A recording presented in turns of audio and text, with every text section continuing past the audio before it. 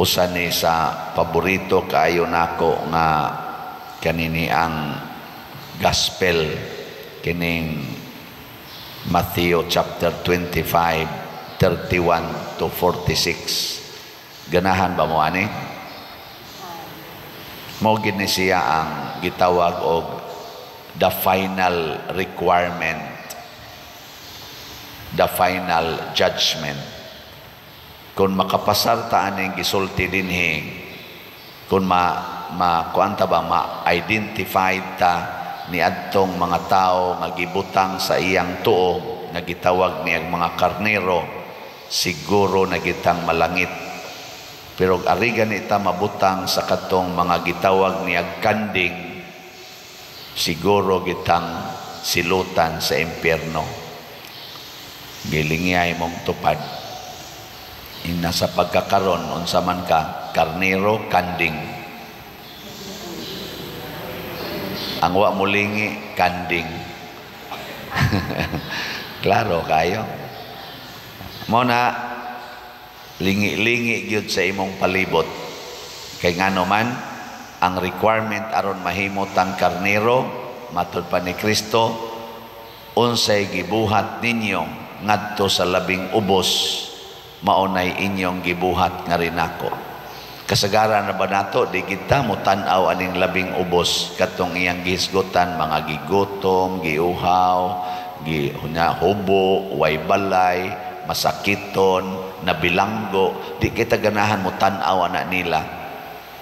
Ang ganahan naton tan-awon kanig yung mga celebrities, kana mga powerful, mga wealthy people, mga dato kayo, maunay atong kana bang naas taas ba?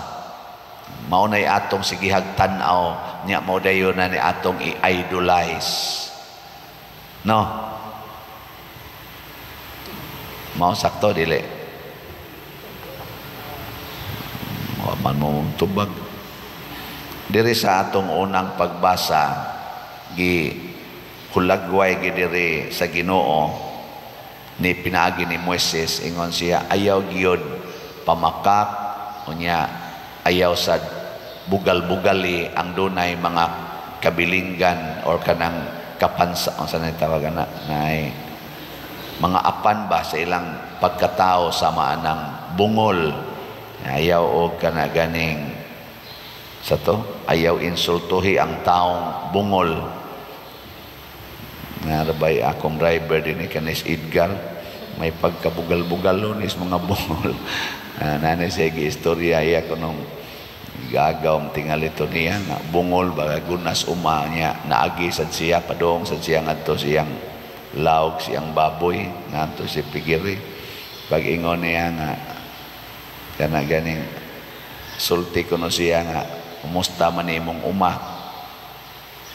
sa tiyang giso murag nang umusta siya niya ang gitubag lain ba ingon ko no nga kana ganing gahi kayo ang kuno kaning yuta way uwan ingon din siya lain magitubag siya ay bungol man din siya sige magbinungolay usata iya dayong gibutang iyang karga niya ang iyang giistorya partig baboy ang istorya tungod sa partig uma. Maminaw murag buang ba. Ayaw jud kuno naghimua sa taong dunay apan or naay dipikto. Kana sa kunong buta ayaw alihi ang agianan.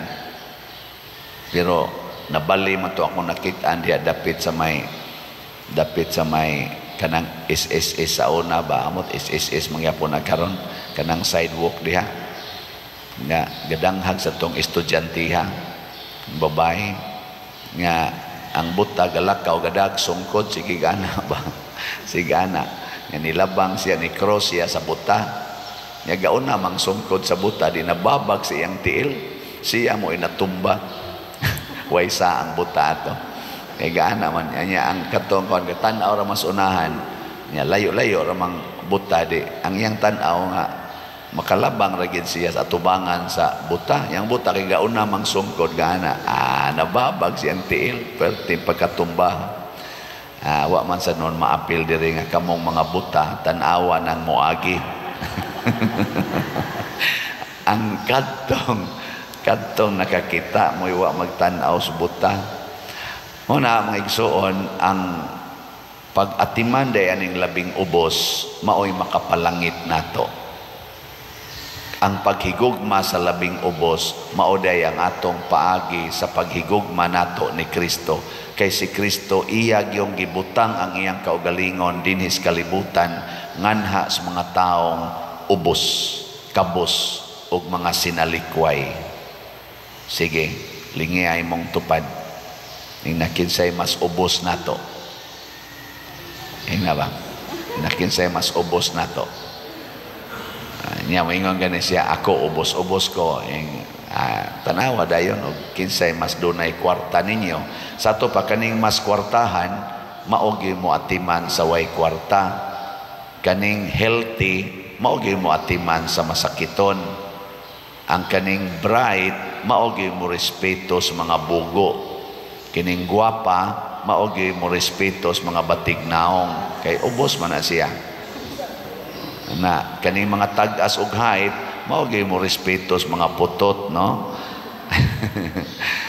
Ang kaning mga dagkog ranggo, samaan ng mga presidente, senador, congressman, nga rin nagis gobernador, mayor, hangtod nagis barangay kapitan, mga barangay konsihal, kamogi mo respeto aning mga way ranggo nga mga lumulupyo sa atong nasod. Di ba? Nya kung di gani mo mo respeto sa labing ubos, mahimo na mong mga kanding. Ang pari, hay may mas ubos, pari o parisyoner? Ha? Ang parisyoner. So ang pari gyud mo respeto sa parisyoner. Ang pari gyud maningkamot pag-alagad sa parisyoner. Nya hay may mas dakog ranggo, obispo o pari? O ang obispo gyud maningkamot pag-alagad sa pari, dili magsigig sugo sa pari. Ngana no? Hay may mas dakog ranggo, ang Santo Papa o ang obispo? O ang Santo Papa gyud magsigig hunahuna pag-alagad sa mga obispo. Ana man ta na siya? Hunahuna ako ninyo kung kining maong prinsipyos Ginoo sundo ni natong tanan unsay mahitabo sa kalibutan. Wa gyud gubot mo asinso ang tanan. Mabutan na ako dinhi sige jud ko gunahon unsay makaayo ninyo. May ani nila baligyaan ginigslat kay haron makaayo ni nila. Ama na ako mong baligya ag slat kay ngano man linga na kay mog naong sige mog pangwarta para lang sa kaugalingon, di gyud mo kahuna-huna para simbahan. Mao na nga giimbitar ta mo nga piksi sad ang simbahan. Nya unsa maning simbahan?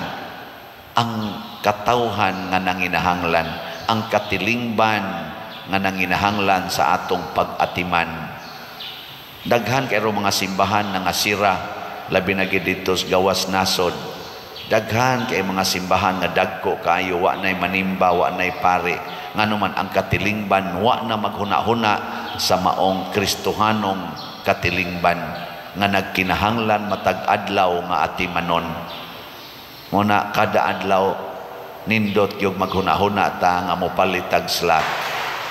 Kini ato ning gihimo aron kamaotang mo gamit sa atong bahandi nga dili masintro sa mga kalibutanon o personal nga katagbawan.